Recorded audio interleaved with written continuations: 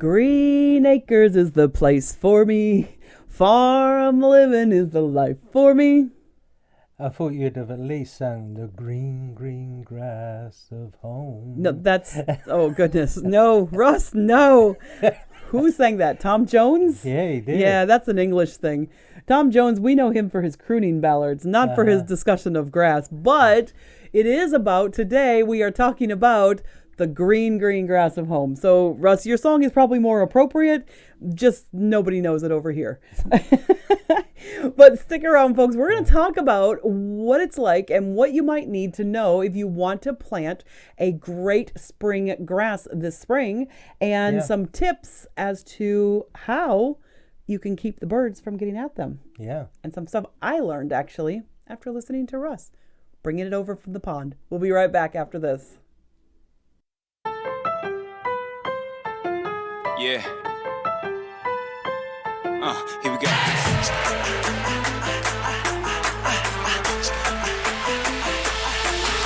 Okay, welcome back. And don't forget, if you get value from this content, please click like, subscribe, and don't forget to put that notification bell on so you don't miss any of our future content. Yeah, because it doesn't count for the past content. That's already out there. They don't get notified of the stuff that's already there. So absolutely, guys. And today we are talking about grass. Now, don't get confused. We're not talking about hippie grass. We're not talking about the grass that's illegal to buy in Wisconsin. It's not that kind of grass. Nope, we're going to go really boring. It's all about the grass that you need to have if you want to have a great lawn. So we're going to talk about the different types, when you should plant, when you shouldn't plant, ways to maintain it, ways to make it more valuable, like all sorts of things. Cut it, so let's get right into that. First of all, let's talk about what the different types that are most popular in this area of Wisconsin are. So Kentucky bluegrass is a good one. But it's not Kentucky. How come we're doing Kentucky bluegrass here? Because it's a great grass. We even get that in the UK. Absolutely. Yeah, it's very hardy. It's basically, it's very durable. It covers well. And if you do have a lot of traffic on it, so if you have a backyard that you, like the kids are playing on all the time, it does hold up under wear. Yeah. So that's one of the great things about it. So, I mean, Kentucky bluegrass is one. What's the next one? Because we had to look up what this word meant. Yeah, because I hadn't heard the word before, but there's fine fescue and tall fescue. So what's the difference between fine and tall? Well, the tall fescue is taller than the No, fine. it's not. No, it's not. The tall fescue is actually a broader blade. That's what it is, Russ. It's a wider blade. It's not quite, and it is more durable. The tall fescue is more durable. The fine fescue is more like needles. Not needles like as it pokes you and pokes into you, but it's more fine as far as the leaf is. Yeah, so similar to you've got a fairway on a golf course and the green. The green is always nicer grass than the fairway. It's a tighter grass, but it's not just a tighter grass. The fine fescue is very thin, so you have to plant a lot more of it in some ways, but it comes up really nice and soft.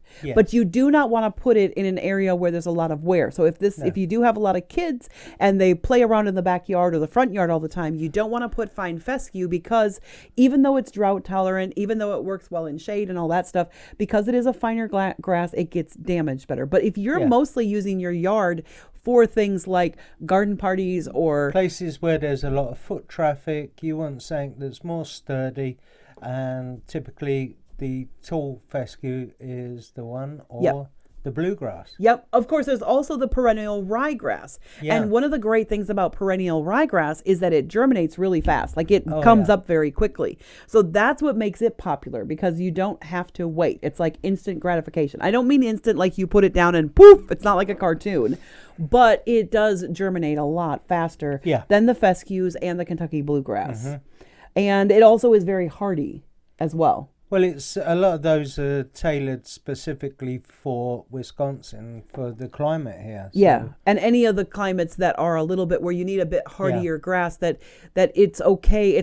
It's we don't have to worry about drought resistance so much, but we do have to worry about sometimes baking sun. Yeah. So it doesn't really get drought-like here, but it does get really baking sun. And you have to have grass that holds up to moisture, in that because we have a lot of moisture sometimes. Yeah, we get rain, we get snow, and you need something that's gonna, thrive in those temperatures. And also because certain really fine grasses that you might find in Florida and other places like that where it's warm all year round. I mean, I don't mean warm, but I mean where they don't get to freezing temperatures very often.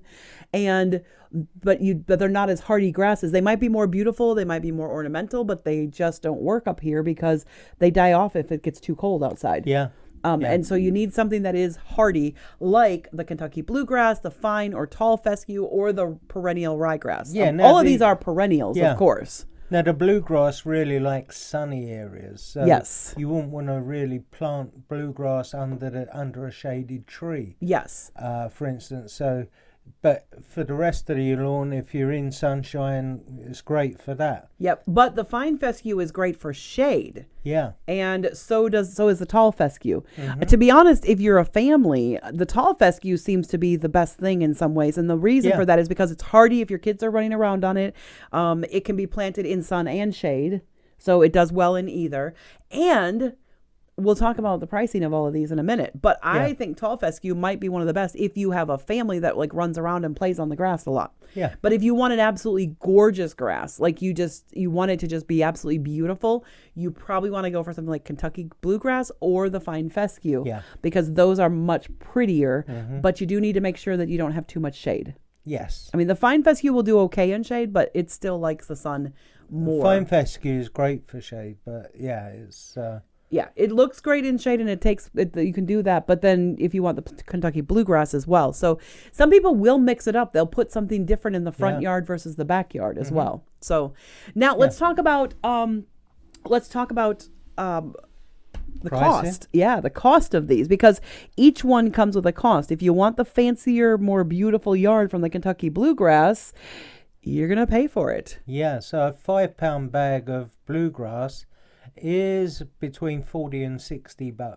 Yeah, that is the top of the price range, though. Yeah. So a 5-pound bag is, $40 to $60. That's a lot of money. I mean, for just that. I mean, now a 5-pound bag would probably cover our house, so that's not a big deal. So I think big your yard, our lawns, yeah, the lawns at our house, not our actual house. Right. We're not moving to Door County and having goats. And we're not having goats on the roof. Yes, I got it. Okay, so a 5-pound bag might work for our house because we have a very small yard. Yeah. But if you have a larger yard, then that starts to add up a lot. It does. You know, we have less than an eighth of an acre by our house. And so that's why, and then of course our house is on part of that eighth of an acre, and our garage is on the other part of that eighth of an acre.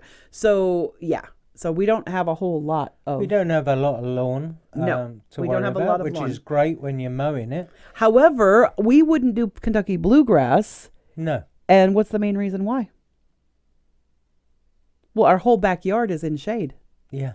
So that wouldn't work as well with Kentucky bluegrass. It does better in sun. We have trees in our backyard. Now, we could put Kentucky bluegrass in the front of our yard, though. Yeah. We get so much sun. In fact, we are one of the houses on our street.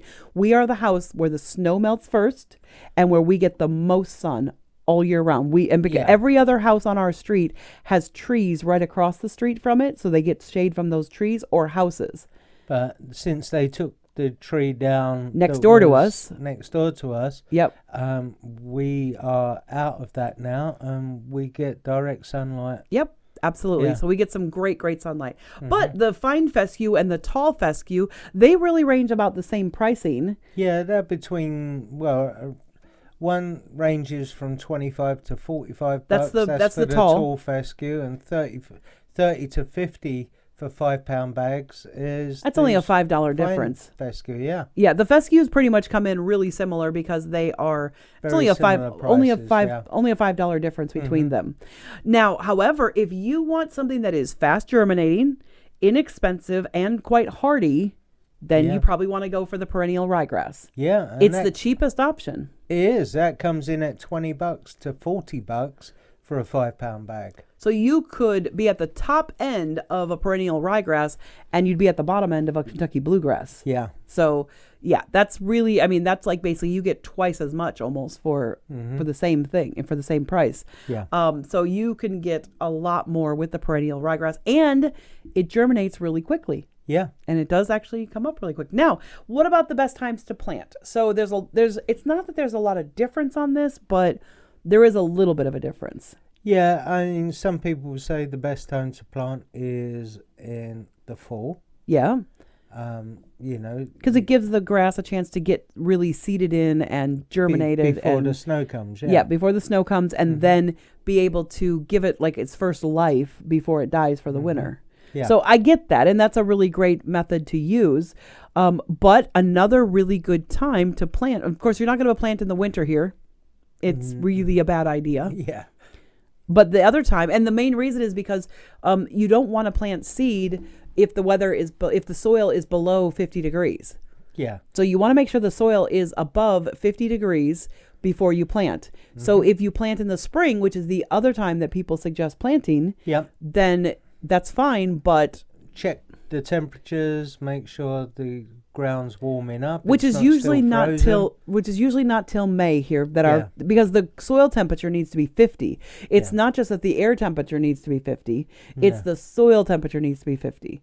So if we've had a freeze, then that's going to be May almost all the time. And first of all, you want to aerate the soil if you can. So hire an aerator, or if you know someone who's got one, borrow a landscaper. Or hire a landscaper to aerate your lawn. If you've never done aeration with an aerator, you really should try it because it's a lot of fun. Because essentially it's a machine like that you push along the ground, similar to a lawnmower, but it's more upright type thing. And it literally rolls over your lawn and pulls plugs out of the lawn. Like it takes like little plugs basically, and it like pulls it up, and that allows the air to get to your grass. And a lot of people don't realize how important that is for good grass. For the roots of the grass, or you can use a fork, a garden fork. You can just take a pitchfork. You can take a pitchfork and just go throughout your lawn like this, back and forth, which doesn't require you to rent any equipment. Pitchforks, you can buy them for $20 to $40, depending on what you buy. And you just grab a pitchfork and just go chink, chink, chink, chink, chink, chink, chink all the way around. But if you have a large yard, that will take you some time. However, that's actually right after you've aerated your lawn is a great time to plant it. Because you have all these holes in your lawn, and the seed can then be as you're sowing it out. A lot of it is going to drop into those holes. A lot of it's going to drop into those holes, which will put it out of reach of birds. Or other animals that might come at it. So we'll talk about that. I know you have a tip for people. We'll talk about that tip for helping to get rid of the birds in a minute here. But let's talk about the other thing. So watering. You want to keep the soil moist. So, you need to water it, preferably in the morning. To water the plants. That way it gives all day for that water to or even in the evening. Even in the evening is a good time to water because it can soak into the ground and overnight, and then it doesn't evaporate as much. So from an evaporation point of view, watering at night, not like overnight, although there are some people who water overnight. If they have a sprinkler system, they will water overnight because nobody's walking on the yard, and it allows it to seep into the soil and really get it nice and moist, but not soggy. You don't want it soggy. You just want a fine mist on it, so it's damp but not soggy. Yep, exactly. And then mowing. How often should you mow your yard? Well, if you've just sown seed, you want to wait for it to grow. It needs to be at least 3 inches long before you even think about mowing the lawn. Give it time to establish itself, and that way it's sent out the root system to secure it to the earth. Is why if you're about to plant seed, you want to mow your yard first, then do the aeration, and then plant the seed. And the reason for that is because you want to have that mow on the yard you already have if you're just like reseeding over top of the yard you have. Now, if it's new seed, that's not a problem because it's all going to grow about the same rate. But if you're putting new seed among seed you already have, like just kind of reseeding your yard to get it more lush, you want to mow your yard, aerate it, and then plant this, and then spread the seed. Because overwatering can lead to disease. Well, and that's the next thing then. After you seed, then you want to water, but not overwater. So that way you have all of that and you've got it in there. So, and then fertilization. you absolutely probably want to put some fertilizer down. Yeah, it's not a bad idea to add some fertilizer to give it some food. Yeah. Nutrients. Yeah. I know that my plants that get fertilizer, they do so much better. Yeah. They really grow up really nice and really, especially, and I think you're supposed to do it like twice a year. If you want that really lush, beautiful lawn, you want to do it in late spring and early fall. And it can really depends on the size of your yard, how much that'll cost you. Yeah. But you can get seed fertilizer for about the same price that you get grass seed. So you can buy grass seed if you want to seed it. It comes in mats that you can buy mats to lay down, the straw mats that have seed in it. Yep. Or you can buy turf. Yeah, of course. And, you know, I used to do garden landscaping many years ago when I was a teenager. It was a Saturday job. Oh, that was just a couple years ago. I wish. And a lot of our stuff would either be seed or lawn, turf. Turf. We would lay down. Well, I think back then, because it was like, back in the ancient days, Yeah. I don't think they had the mats, No. the mats with the seeding and First stuff. time I ever saw that was here. I've never seen that in the UK. Right.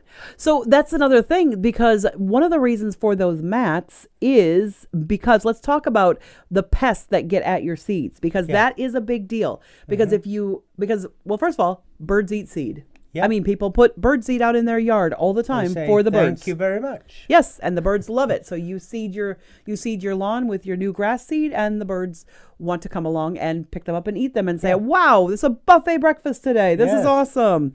And that's why when you seed your lawn can actually make a difference, because the birds are more likely to do it in the morning. So if you plant right away in the morning, you're more likely to get birds wanting to come down.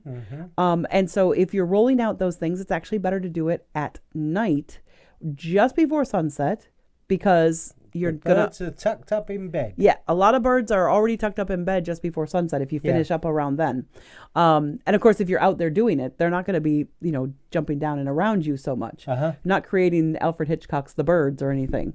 Of course, but the reason for those mat applications is because of birds. Yeah. Because they have that protective barrier that keeps the birds and fertilizes and the wind off, because the wind can blow seeds away, especially, on the side of the road and places like that. That's why some of those mats, and some of those mats also have like that webbing on top of it that keeps it down and keeps it flat, and you actually pin it down. They peg it down, Yeah, they actually peg it down, like when you see it on like the side of the highway where they're reseeding something that they've done some construction and they're reseeding it. That's what they're actually trying to do.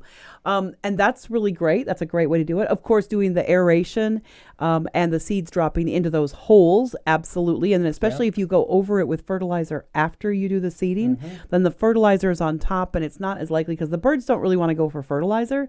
They want the seed. Yeah. But a bird will peck through the ground. If they know it's there. They know it's there, and they'll do it. So I thought your method that you brought from the UK, that I'd never heard of doing this before. And you know what? I'm not an expert on grass seeding and stuff like that. I've never really gotten into it. So yeah, I'm learning, and possibly along with you as well for your home ownership. But tell us about this. You called it paraffin oil, but over here we refer to it as K1. Yeah, kerosene. So kerosene. What we do is we would soak or dampen a cloth. Don't soak it so it's dripping wet. Yeah, it don't want to be dripping. Just enough to make it smelly. Damp, and the smell that comes off of it, you want to then lay that, keep your seeds in a bag, in a sealable bag or a plastic tub, and like a Home Depot bucket. The cloth above the seed. It doesn't have to be touching it. In fact, it probably shouldn't be touching it. You can put a piece of netting, over the seed, and then put the cloth on top of that. Seal the bag up or the tub, and leave it for a couple of days. So I thought it was like, the best thing I think is you can get those, 5-gallon buckets from Home Depot for just like $5. That seems like an ideal thing. You pour the bag of seed in there, and the one thing we saw. You could actually hang the cloth from the lid, without. Yeah, you could actually just put the lid on you could tap it into the lid. Yeah. Probably like pin it in. Pin it in. So it's just to impart the smell, the odor of the paraffin or the kerosene gets onto the seeds. It doesn't affect its growing. The seed, if you don't want to soak it. This is why you don't want to wet it, because if you do wet the seeds with, you don't want to soak the seeds in the kerosene or the K1, because if you soak them, it will affect the germination. However, if you just fragrance them, basically you infuse them. That's a good thing we do here. We infuse things. So if you're just infusing it with this kerosene smell, that's a repellent to birds. Then you sow those seeds. The birds don't like it. It gives them a chance to establish before the birds find them. Yeah. Because it will wear off within a couple of days. It will wear off after a while, but the thing with kerosene, the smell, it's water, resilient, so it won't wash off straight away. Right. So if you've mowed your lawn, you've aerated it, you've 2 days earlier you got your kerosene infused. Now you have your kerosene infused seeds and you've spread it over everything, and you've thrown a bunch of fertilizer on it, and then you've given your yard a quick wash. It's not going to wash the kerosene on because wash the kerosene off the seeds, because it's not actually on the seeds. It's just the fragrance, just the smell. Yeah, and it doesn't wash it off. And that'll linger for 2 to 3 days. Which long gives enough for the seed to get established. Long enough for that seed to get established in the ground. Start growing. It will start, I thought that was super clever. I was like, wow, that's such a cool idea. And it was interesting because when we do our research in a number of other places. And because I'd never heard of this, and because Russ was calling it paraffin oil, he didn't know what the American word for it was. And because I'd never heard of this method, I didn't know. So we went to Grok, which, by the way, if you don't have Grok 3, I'm very much a techie. If you're a techie, you'll know what Grok 3 is. I don't have to tell you. But we went to Grok, and we're in Grok 3 now. Went to Grok and said, hey, what's the American equivalent of paraffin oil and how it's used? And we told Grok how it was used. And Grok went, I should actually read part of the response because it was hilarious. Because Grok actually has a response that was just, it made me laugh how he said, notice that, I call it a he. Grok sounds like a he name. But the first response to that, and we had done a little bit of research through Grok on fescue as well. And the first response was, that's a clever trick. Using paraffin oil to deter birds from eating grass seeds makes sense. Birds rely heavily on smell and taste to judge what's edible, and the strong, unpleasant odor of paraffin oil would definitely throw them off. I hadn't come across that specific use before, but it tracks with how people sometimes use pungent substances to protect seeds. Yeah. So obviously this tracks right in with it. And then of course Grok told us what the equivalent here was, which was the kerosene. And it gave us some steps for it as well. Yeah. It says make sure that it says a burlap scrap will work, something absorbent but not too thick. So you want to prep the cloth with maybe 2 to 3 tablespoons for a hand-sized piece. You want it damp, not dripping wet. And you want to fold the cloth over just to soak how much to control that odor. And then it says put the grass seeds in the container first, and then it suggested you put some twigs, like you were suggesting maybe a piece of netting, but it actually said just throw a couple of twigs on top and set the cloth there as well. So that would work. Or like you said, with a bucket, you could just maybe poke it in, but you do want to keep the bucket seal. Yeah. So just putting it in. So I thought that was really, Grok was really thought that was kind of fun. Grok actually wanted to get more information from us, and it was asking how things were being used and kept saying, wow, that's really cool. Oh, that's neat. Let's try that. And asked, do we want some tips on how to do it and things of that nature. So anyway, hopefully that's been of value to you guys, and hopefully you end up with a absolutely gorgeous, beautiful green grass if that's what you're going for. Yeah, love to see some photos if you are doing that. Yeah, you can always send them to my email, which is what we use for our YouTube channels, which is Kimberly@tamthomes.com. So you can drop us an email with photos, and maybe we'll use that in a short, because I can sometimes use those in shorts. And drop a comment below. Do you have a particularly good lawn, or has some of this information helped you to understand why the grass that you bought isn't working in that shade, or why it's not wearing very well because your kids are running all over it? Maybe you just bought the wrong kind of grass for your lawn. Yeah. So if you got value from this content, don't forget, click like, subscribe, and turn that notification bell on so you don't miss any future content. And don't forget to drop us a comment about your lawn. We definitely want to see that. So thanks for joining us today, and bye for now. Bye. Welcome back. And don't forget, if you get value from this content, please click like. That was good. I was like impressed that you were starting. And I couldn't remember the second word. Like. And I was going to say surprise. It's close to that. Think for a second as to what it might be. If it's close to surprise. Surprise! Roach forgot. Subscribe. There we go. All right, let's try that part again, shall we? That's not going in the... Yeah. Here we go.